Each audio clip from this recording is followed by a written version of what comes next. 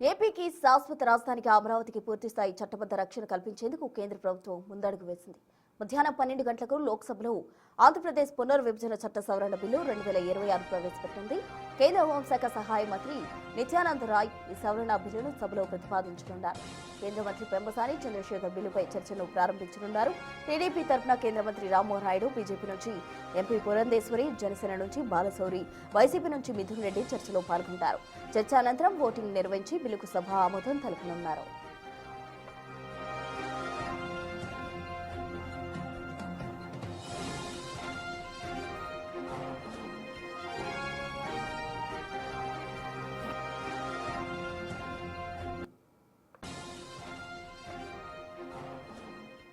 ఏపీకి శాశ్వత రాజధానిగా అమరావతికి పూర్తి స్థాయి చట్టబద్ధత రక్షణ కల్పించేందుకు కేంద్ర ప్రభుత్వం ముందడుగు వేసింది. ఈ నేపథ్యంలో మధ్యాహ్నం 12 గంటలకు లోక్సభలో ఆంధ్రప్రదేశ్ కు సంబంధించిన పునర్విభజన చట్ట సవరణ బిల్లు 2026 ప్రవేశపెట్టబోతున్నారు.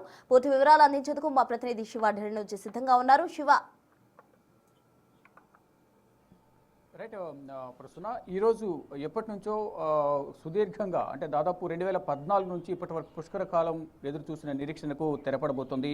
లోక్సభ వేదికగా అంటే ఈరోజు పార్లమెంటు ముందుకు ఈ అమరావతి రాజధానిగా చట్టబద్ధత కల్పించే బిల్ అనేది రాబోతుంది. లోక్సభలో ఈరోజు కేంద్ర హోంశాఖ మంత్రి నిత్యానంద రాయ్ ఈ బిల్లును ప్రతిపాదించిన తర్వాత ఈ బిల్లుపై అనేది చర్చ అనేది దాదాపు 2 గంటల పాటు చర్చ జరగనుంది. ఇటు ఏపీ నుంచి అంటే టీడీపీ నుంచి కేంద్ర మంత్రులు పెమ్మసాని చంద్రశేఖర్, రామ్మోహన్ నాయుడు, ఇటు బీజేపీ నుంచి పురంధేశ్వరి, జనసేన నుంచి బాలశౌరి, వైసీపీ నుంచి మిథున్ రెడ్డి ఈ చర్చలో పాల్గొంటారు. ఈ అమరావతి రాజధాని నిర్మాణానికి సంబంధించి కానీ అమరావతి రాజధాని ప్రతిపాదనకు సంబంధించి కానీ 2014 మొదలైనప్పటి నుంచి ఇప్పటి వరకు జరిగిన అంశాలకు సంబంధించి ప్రధానంగా వీరందరూ కూడా లోక్సభలో ప్రసంగించనున్నారు, మాట్లాడనున్నారు, వారి వాదనలు వినిపించనున్నారు. తర్వాత చర్చ అనేది ముగిసిన తర్వాత మూజువాని ఓటుతో లోక్సభలో అమరావతి రాజధాని బిల్లు అనేది ఆమోదం పొందబోతుంది. దాని తర్వాత రాజ్యసభకు వెళ్ళబోతుంది. అక్కడ కూడా ఆమోదం పొందిన తర్వాత రాష్ట్రపతి ద్రౌపది ముర్ము ఆమోదం కోసం పంపిస్తారు. అంటే రెండు ఉభయ సభలు కూడా తీర్మానం చేసి దాన్ని రాష్ట్రపతి ద్రౌపది ముర్ము ఆమోదం కోసం పంపిస్తారు. రాష్ట్రపతి ద్రౌపది ముర్ము సంతకంతో ఈ గెజిట్ నోటిఫికేషన్ అనేది అధికారికంగా విడుదల కాబోతుంది.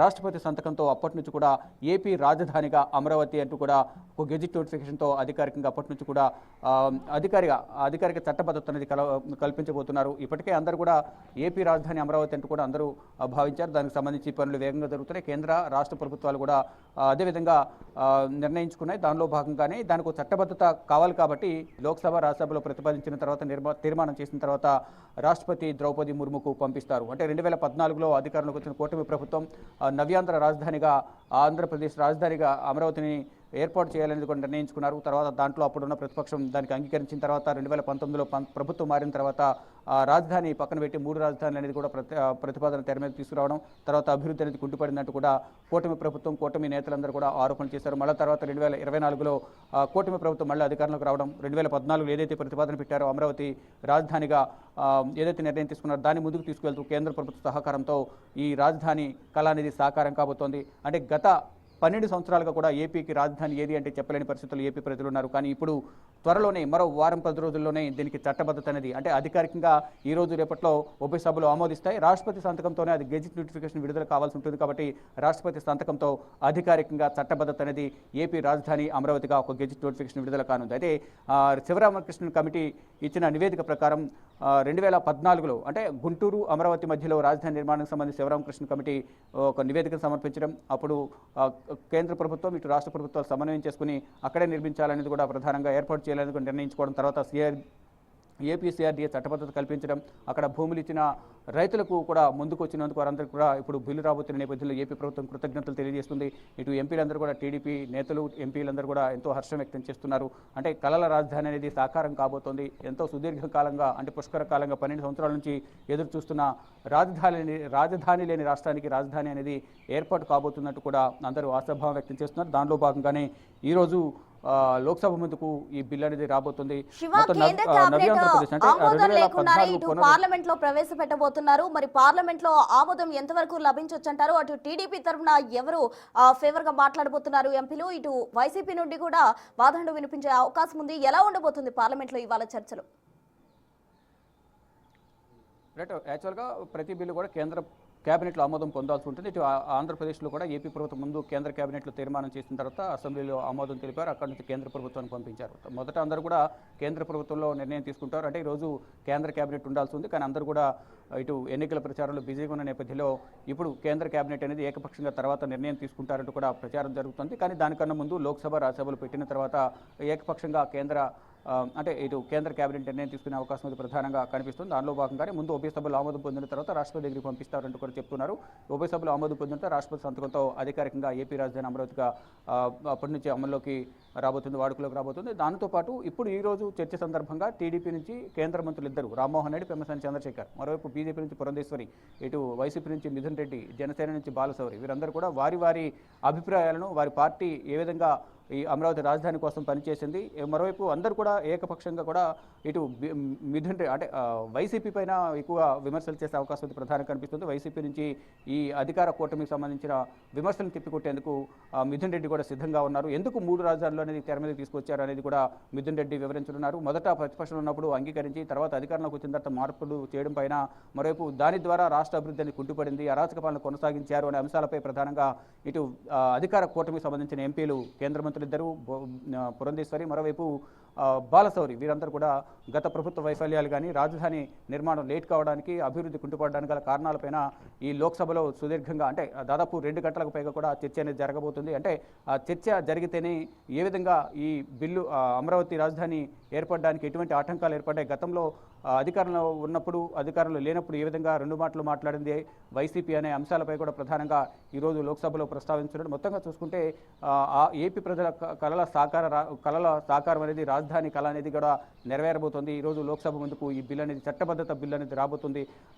2026 పునర్విభజన చట్టానికి సంబంధించి అంటే 2014 ఏదైతే నిర్ణయం తీసుకున్నారో 10 సంవత్సరాల పాటు హైదరాబాద్ రాజధాని ఉంటుంది. దాని తర్వాత ఎవరి రాజధాని వారు నిర్మించుకోవాలని తెలిపిన నేపథ్యంలోనే 2014లో అధికారంలోకి వచ్చిన తర్వాత టీడీపీ అమరావతి రాజధానిగా వాళ్ళు నిర్ణయం తీసుకున్నారు. అప్పటి ప్రతిపక్షం కూడా అంగీకరించింది. కానీ తర్వాత కొన్ని పరిణామాలు, రాజకీయ పరిణామాలు కానీ, ప్రభుత్వం మారడం కానీ, దాని ద్వారా కొంత వాయిదా పెడుతూ వచ్చింది. మళ్ళీ అధికారులు కూటమి రావడంతోనే ఇదనేది కళ సాకారం కాబోతుంది. అట్ ద సేమ్ టైం 15,000 కోట్లు అనేది కేంద్ర ప్రభుత్వం ఆర్థిక సహకారం కూడా ఇస్తున్న నేపథ్యంలో ఇటు ప్రపంచ బ్యాంకు నిధులు మంజూరుకు ప్రక్రియ వేగంతో కావడంతో అమరావతి రాజధానికి సంబంధించి కూడా అంతర్జాతీయ స్థాయిలో చట్టబద్ధత, అలాగే ఆర్థికపరమైన సహకారం అనేది కేంద్ర ప్రభుత్వం నుంచి కూడా వస్తున్న నేపథ్యంలోనే ఇప్పటికే అమరావతి నిర్మాణానికి సంబంధించి కట్టడాలు చాలా వరకు ప్రారంభమయ్యాయి.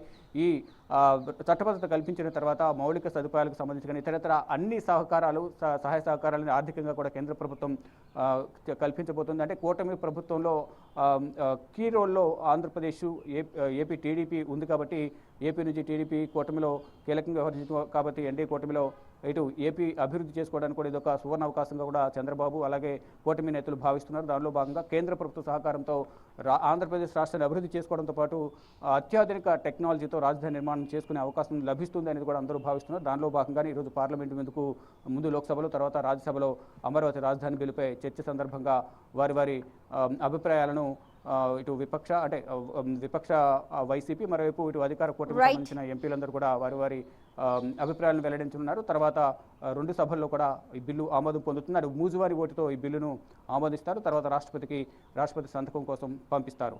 ప్రస్తుతం రైట్ శివ, థ్యాంక్ యూ. ఏపీకి శాశ్వత రాజధానిగా అమరావతికి పూర్తి స్థాయి చట్టబద్ధ రక్షణ కల్పించేందుకు కేంద్ర ప్రభుత్వం ముందడుగు వేసింది. మధ్యాహ్నం 12 గంటలకు లోక్సభలో ఆంధ్రప్రదేశ్ పునర్విభజన చట్ట సవరణ బిల్లు 2026 ప్రవేశపెట్టింది. కేంద్ర హోంశాఖ సహాయ మంత్రి నిత్యానంద్ రాయ్ ఈ సవరణ బిల్లు సభలో ప్రతిపాదించనున్నారు. కేంద్ర మంత్రి పెమ్మసాని చంద్రశేఖర్ బిల్లుపై చర్చను ప్రారంభించనున్నారు. టీడీపీ తరఫున కేంద్ర మంత్రి రామ్మోహన్ నాయుడు, బీజేపీ నుంచి ఎంపీ పురంధేశ్వరి, జనసేన నుంచి బాలశౌరి, వైసీపీ నుంచి మిథున్ రెడ్డి చర్చలో పాల్గొంటారు. చర్చ అనంతరం ఓటింగ్ నిర్వహించి బిల్లుకు సభ ఆమోదం తెలుపనున్నారు.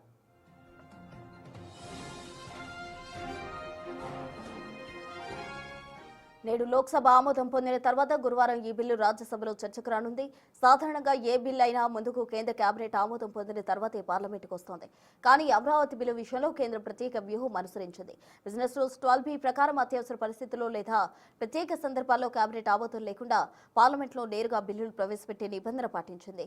గతంలో ఆర్టికల్ 370 రద్దు, మహారాష్ట్రకు సంబంధించిన కొన్ని బిల్లుల విషయంలో కూడా కేంద్రం ఇదే పద్ధతి అనుసరించింది.